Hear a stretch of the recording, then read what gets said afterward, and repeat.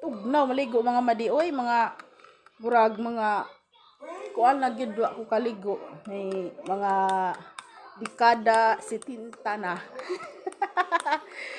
Bitaw mga madi tugnaw mang magpa init sa ta with biscuit. Kumusta mga madi? It's New Year, happy na po New Year. So, I hope na lang na okay ra ta kanunay. Mamagay nato yung first nga ampo kaniya itong kabas ko sa panglawas o kanang nay grasyahan ta sa Ginoo sa kanunay no. New Year 2026 daghan og mga makit-an nga video nga magkuan sila kanunay. Ngayon bitaw nga ang Pilipinas kuno na ay earthquake mahitabo by January.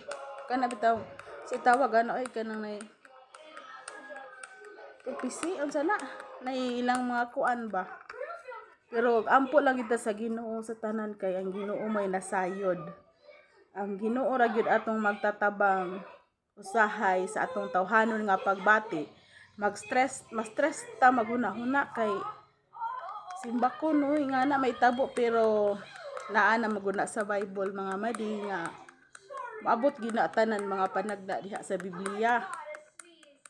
So ang ato lang nga mubarog ta nga malig-on sa tong pagtuo, masalig lagi ta sa Ginoo sa kanunay kay ang Ginoo ra man may nasayod sa tong tag sa kinabuhi.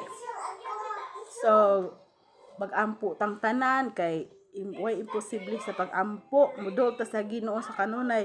Hinuon kita masalay pun wa gyud perfect na to mga madidaghan gitag mga kasaypanan no. Dili lang sa buhat kun dili sa atong pagtan-aw, sa atong pagpanulti.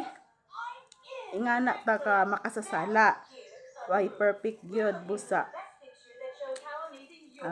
Masayop man ta, we have to learn to ask forgiveness. Di ta magkanang may kuan bitaw pataas atong kaugalingon, di ta magpataas atong pride kay ang atong kinabuhi aning kalibutan na lumalabay ra ta takabalo kung kanus ata mahanaw or kanus ata mo mawa ba kay sama bitaw sa sa kanunay fogs in the morning ang atong life ko no parihara ko no fogs kana bang gabon nga mawala ra pud sa dayon na takay bao mo nang mangandam ta sa kanunay andamon na to kanunay dili ingon nga mangandam ta nga unsa kun dili ang ato bang